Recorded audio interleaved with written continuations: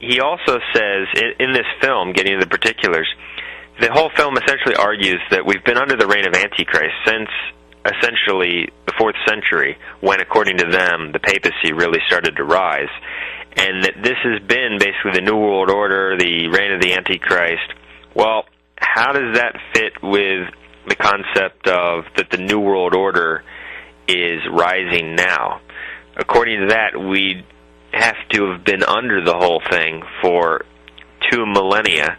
And also, it's contrary to the fact that we really see the rise of the New World Order structure with the League of Nations and the United Nations in the 20th century, and that coincided with and basically came just after the fall of the Catholic monarchy and the fall of the Old World, which was the Catholic Roman Empire.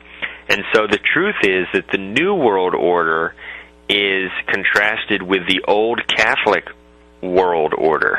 And so the New World Order is opposed to the Catholic Order. But in their contradictory, dishonest, false documentary, they say that basically, well, the Antichrist has been reigning for 2,000 years. And also, how's he sitting in the temple of God? If this superstructure that was created, and this is Antichrist, they say, it's consistently been sitting there for hundreds or thousands of years, how could this structure be at any time an authentic church?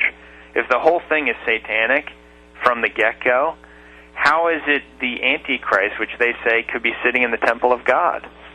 And this dishonest documentary basically says that the Jesuits will do anything to try to spread their intentions, that they will become, quote, Calvinists, become, quote, Protestants, preach from Protestant pulpits, they will lie, they will spy, they will do anything. Well, murder. Yeah, this is totally condemned by Catholic teaching, by the teaching of Catholic Jesuits throughout history. And they say that the Jesuits exhibited such revenge. They always wanted to get revenge on their enemies. Well, this is completely incompatible with the Jesuit missionaries who would give up their whole lives to try to convert these natives in North America and Asia and South America and do things that these Protestants would never even imagine doing. They would suffer things that these Protestants would never even dream of suffering. And many Jesuits were responsible for the spread of Christianity throughout the world, to Asia, to North America, to South America. And so it's just a mythological evil view. And also, like, he's talking about the Albigensians. Maybe you wanted to cover that. Yeah, this film, and I think he also mentioned it in the interview with Alex Jones promoting the film.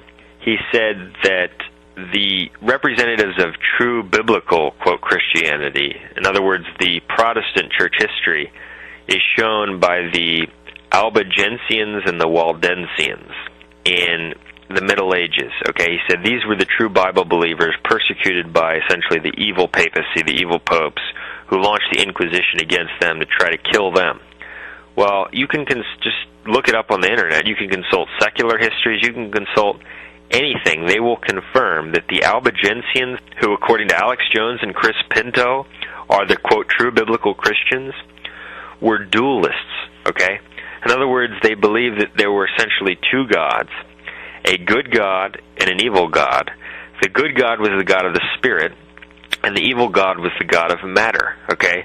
This was a heretical, pagan, apostate view that goes back all the way to the Gnostics.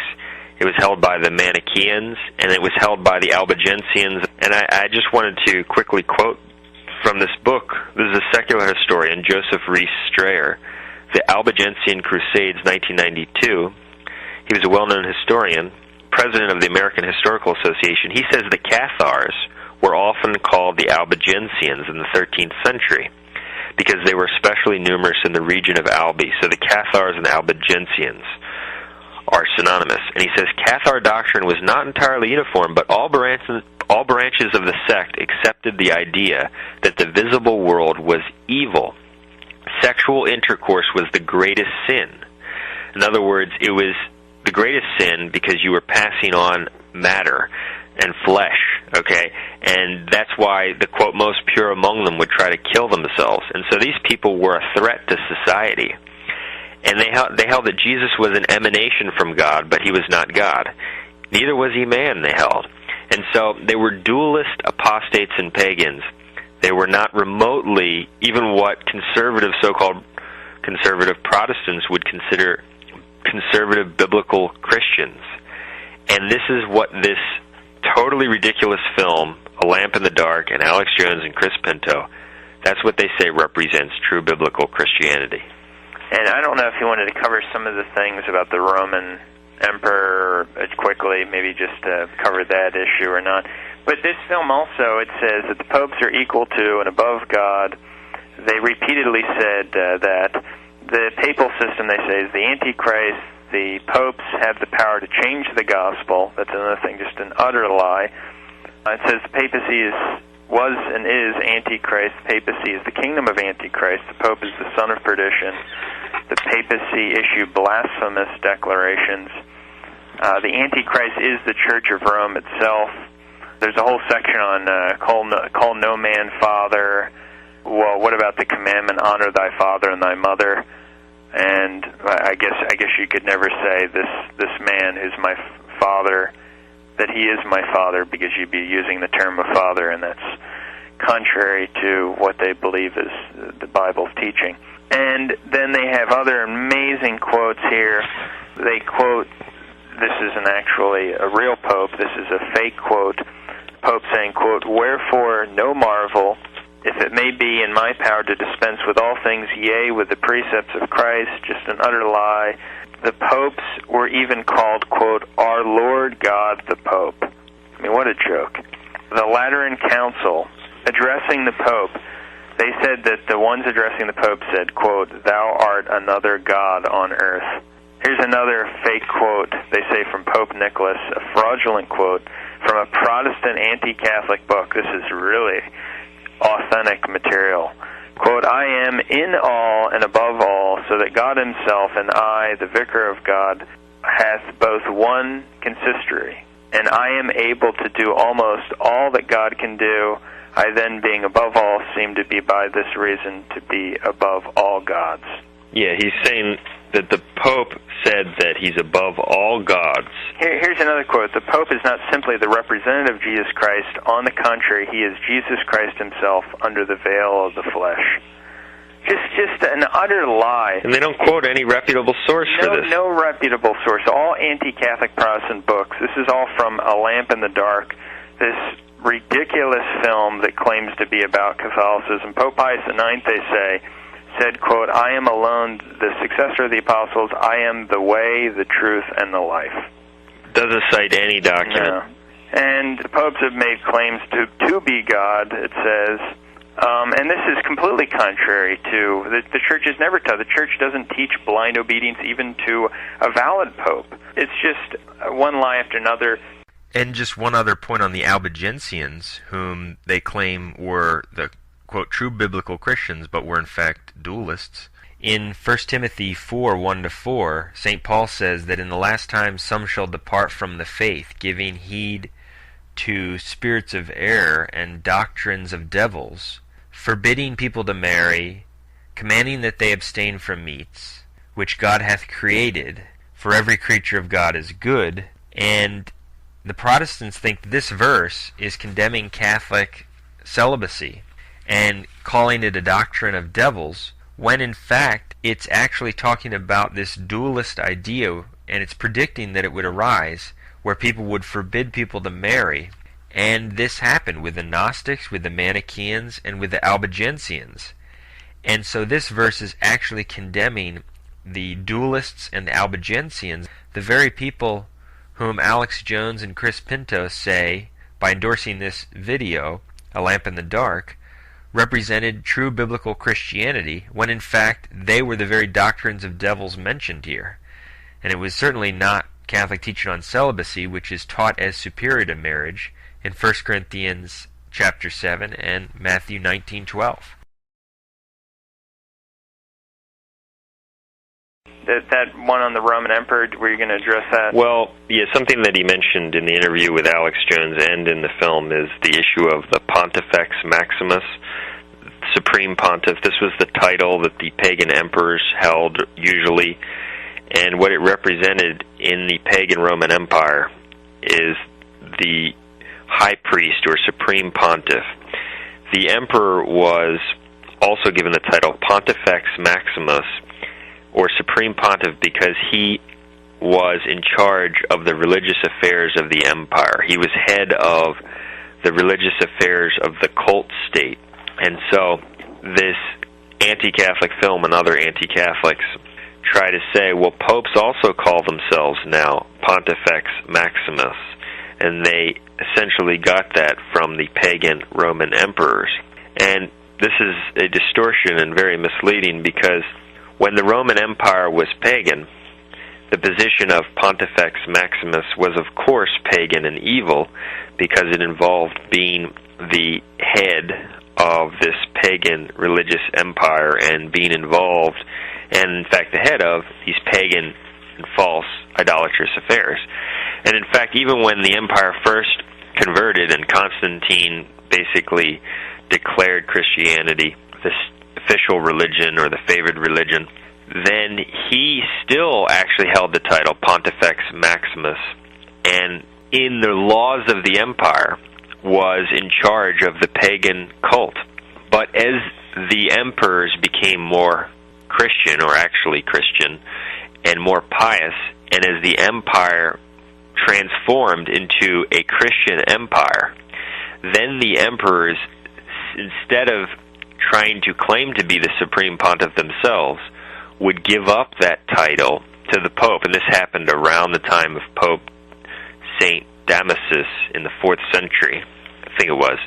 And so they recognized that, well, the head of the true church should hold the title of Pontifex Maximus, which in the context of a Christian empire was legitimate, because now, when the popes were given that title, it represented being in charge of the true church. It represented being in charge of the religious affairs of the Christian empire. Okay? And so the preeminent religious figure, the high priest of the Christian empire. And so it didn't have any paganism involved with it whatsoever. And so it's a distortion. Another thing that he implied when talking about this is that the popes before Constantine and before they basically took the title Pontifex Maximus, they never really thought of themselves, or there was no evidence that they were the supreme pontiffs or supreme bishops or had some kind of supreme authority, which is clearly absurd. Anyone who studies the history, and you can consult secular sources, secular books which contain this, that there's plenty of evidence for the primacy of the Bishop of Rome prior to Constantine. St. Ignatius, in about 110 A.D., all you have to do is read the Apostolic Fathers, speaks of the Catholic Church, the authority of the bishop, and the authority of Rome. Clement of Rome, in the 1st century, exercises papal authority in the East in a dispute about the Corinthian Christians, which they were involved with, and this is Clement's famous epistle to the Corinthians. St. Irenaeus, in the 2nd century, about 180, says that every church must agree with Rome because of its preeminent authority from Peter and Paul, totally destroying what this ridiculous so-called documentary Lamp in the Dark is trying to present. And this is even admitted, these facts that I've been talking about, by non-Catholic scholars such as the Eastern so-called Orthodox, who would cite these texts and admit that they are examples of at least the primacy of the Bishop of Rome at this period. And also, Eusebius, who is the historian of the ancient church, wrote around 260, or lived around 260 to 340, I think it was. He tells us that Pope Victor I, in about 190, wanted to excommunicate almost the entire Eastern Church over an Easter controversy. Obviously, therefore, he believed he had authority, and it did not come from Constantine or the pagan Roman Empire. And so those are just a few facts to show how ridiculous and false this documentary, which Alex Jones said everyone has to get, is. And also, just going back, some of the people said, well, like Christmas and Easter, they were on days that the pagans celebrated, their high days, and simply the church took over those days that were celebrated by the pagans, and we're now going to have the people worship the true God on those days, and so it was a conquering of the pagan days and replacing those pagan days with the true holy days of God on those particular days. So it was a taking over of those days. And there's actually an important point on that issue that you just brought up, and that's that basically what happened is that the kingdom of Christ, the Church of Christ, took over the pagan empire for Christ. And this is actually prophesied in the book of Daniel. In Daniel chapter 7, it contains a prophecy about 4 beasts, and it says that there are 4 great kingdoms that shall arise, and the beasts which it describes were the Chaldean, the Persian, the Grecian, and the Roman empires. Okay, the Roman Empire, which was greater than all of these others, was the 4th beast. And it says that it will be greater than these others, trampling upon and consuming the rest. And it says, and this is very interesting, that at the time of the 4th beast, the 4th kingdom, the Roman Empire, the saints shall take the kingdom. And I just want to quote this, Daniel 7:17 and following. These 4 beasts are 4 kingdoms which shall arise out of the earth, but the saints of the Most High shall take the kingdom, and they shall possess the kingdom forever and ever. End quote. And so you have a prophecy here in Daniel about the saints of God taking over the 4th beast or kingdom for God, for themselves. And that's what we saw with the takeover of the Roman Empire, and it became the Holy Roman Empire, the Christian Empire.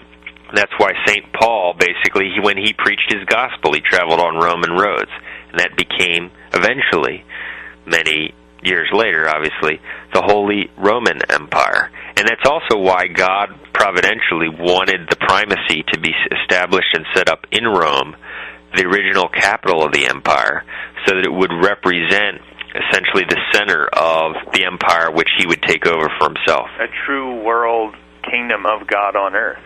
Yeah, and so it would represent the city which it wasn't there because that city had the temporal authority, but to show that the spiritual authority is universal.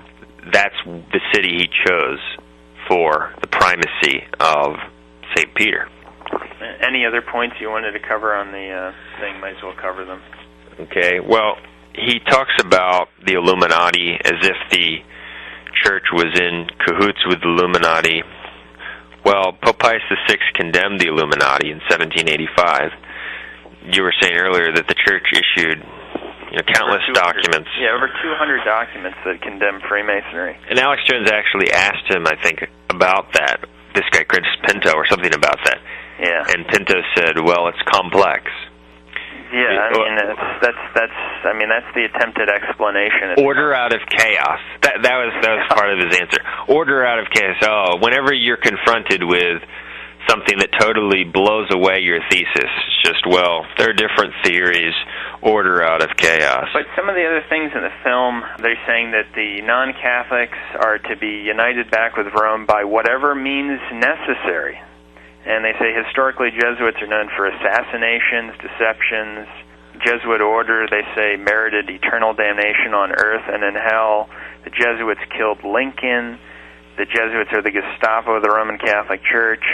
They go on to say that the Jesuits are to be a Calvinist among Calvinists, a Protestant among Protestant, even to seek permission to preach from their pulpits as a spy, to get themselves so that the other side can feel confident in their company, to go all extreme to get non-Catholics back in union with Rome, to use the poison cup, the strangulating cord, and the leaden bullet. They said that was from, I think, the oath of the Jesuits. Yeah, they take an oath to do these kinds of things. They take an oath to secretly use the poison cup, the strangulating cord, and the leaden bullet. How absurd, stupid, ridiculous, and what a lie. It's just hateful, ridiculous, diabolical nonsense. And then they go on to say that they may do, when directed by the Pope or the Superior of the Society of Jesus, the Jesuits, whoever does not accept the Pope, let him be exterminated. This is like a bloody oath It's just incredible. Well, and he mentions that they were expelled from so many countries. And see, what they don't realize is that the Jesuits were hated by a lot of secular rulers. In fact, in 1624, Protestant Denmark forbade all Catholic priests from entering the country under pain of death. And the Jesuits were expelled from many places because the Jesuits were in charge of the education of the young. And so they stood in the way of the anti-Christian and revolutionary movements because they had a monopoly over the education of the young. And therefore, governments would also be rarely free of their influence. And so for that reason, they were hated by those who pushed for revolutionary and anti-Christian agendas. And that's why they tried to destroy them. And so it was not because they were conspiring to murder and so forth. It's because they were a huge force and an obstacle to people who tried to control countries and root out Catholic principles. And also they bring up, and Alex Jones mentioned this when he was interviewing this guy, that I heard that the Jesuit order was formed, the SS was formed after modeled upon the Jesuits. Rockefeller followed the Jesuit plan. And just these different things. Well, no, that doesn't mean anything. People can use something that works, a good business and model, implement that, obviously, into their own system of doing things. Going back to Hitler, by the way, Hitler would not even allow Jesuits to be drafted because he feared that they would try to convert the people. And obviously Catholics were viciously persecuted by also Hitler, too. In fact, the reason they mention a concordat with the Vatican is because the Catholics were being persecuted by Hitler. And so the Lutherans even had an agreement set up, and so he's blaming Catholicism for that. In fact, Hitler was not, even though some people may claim that he was born a Catholic, he left the Catholic Church early on, at an early age, and he never attended the Mass or received the sacraments after a very young age. Yeah, and he says that the Inquisition was essentially the first police state, and so, in fact, this guy Chris Pinto said that the Catholic Church represents the very same evil promoted by the globalists who push for the global warming takeover and the New World Order. And he tried to, sort of draw an analogy to the Spanish Inquisition. Well, yet he praises Calvin, who really ran a police state in Geneva, where he would, have people go into people's homes, and if they were contradicting him, they could be penalized, and so that's fine. And he totally dismisses the secular histories which show that the inquisitorial courts were quite fair. They did have some, obviously, abuses, but on the whole, they were quite fair, and not merely as many people were killed as people say. And most of it was, there were people that were claiming to be Catholic that were holding heretical. Well, they only had jurisdiction over the baptized. And he also said that there were no boundaries for the Inquisition. Sort of, they were this roaming police force that could just go into any country. Well, that's not true. The Spanish Inquisition, for instance, only had jurisdiction in Spain. And this, it's just one of tons of theirs. They have this, they say in the film, the Jesuit superior said, quote, "Then the Bible, with head erect and eyes flaming, threatens us with its venom. As soon as this cruel asp, with what fangs it gnaws us." Yeah, the Bible. Speaking of the Bible, yeah, and then they say that Rome has persecuted and killed the saints for reading the Bible for more than 1,000 years. No matter that there's just overwhelming evidence for the papacy to anyone who's honest at all. It just goes on and on. It's just amazing how many different things are in here. They're just really, it's almost incredible how vicious the attack was on Catholicism. I thought it would be bad, but I had no idea it'd be this bad. And the Jesuits killed Lincoln. Oh, he also brought up this guy Pinto on the Alex Jones show, that basically this idea that you can kill heretics originated with Constantine, and St. Paul didn't do this. He just excluded them from the society, but Constantine and the Catholic Church started to then kill heretics. Well, God himself decrees the death penalty in the Old Testament for certain sins. Additionally, this guy Pinto said that Calvin was a, quote, Christian hero who, quote, fell in love with the Bible. Well, Calvin had Michael Servetus put to death as a, quote, as a heretic, and he was actually a heretic. He denied the Trinity. And so it's okay for Calvin to put someone to death. And Luther called for the death of the cardinals, called for the death of the Pope. His doctrines spawned the peasant rebellions, which killed tens of thousands of Catholics. They raided churches. But that's okay. But the notion that you kill heretics originated and was confined to Catholic states and Catholic authorities. No, the death penalty was practiced in Protestant states. It was for heresy. It was a capital crime in Protestant and Catholic states. And just a few more, just to end this off. They say that once the Protestant translations of the Bible were produced, people finally could read the true words of the gospel, which were always contrary to the papal teachings of Rome. Sure. And he's talking about England. When the new king came in there was Protestant. He sought to reform England from idolatry and popery. And then they show a picture of the Pope being crushed by the Word of God, and the four evangelists stoning the Pope to death with the four Gospels, and on more of sort of, they say that the Pope is the true son of the devil, a bad man, an antichrist, an abominable tyrant. They say that they burned all English Bibles and the people who read them, including blind people and babies. Yeah, it's just incredible. They quote, of course, they say Rome is the great horror of Revelation 17. I mean, not just now, throughout its history. The Pope is the beast that cometh out of the bottomless pit and has power out of hell. They say the papacy should be slain. The papal antichrist will be destroyed at the second coming of Christ. On and on and on. And this is the film that Alex Jones wants everyone to see. One other contradiction that's somewhat interesting is that they say that when Erasmus discovered Greek, it put to rest the translation of Luke 1, Hail full of grace, which they said was, a false translation upon which essentially Catholic false doctrine about Mary is based. And yet they also say that William Tyndale was this English Protestant, quote, martyr who gave the world the true English Bible. And so the Catholic Church tried to kill him because he wanted to give the scriptures to the English people. Well, his Bible has, Hail full of grace, the Lord is with thee. Blessed art thou among women. And so his Bible has the very translation which they say is false and which, the releasing of the scriptures did away with. It's just one of a billion, maybe not a billion, but contradictions.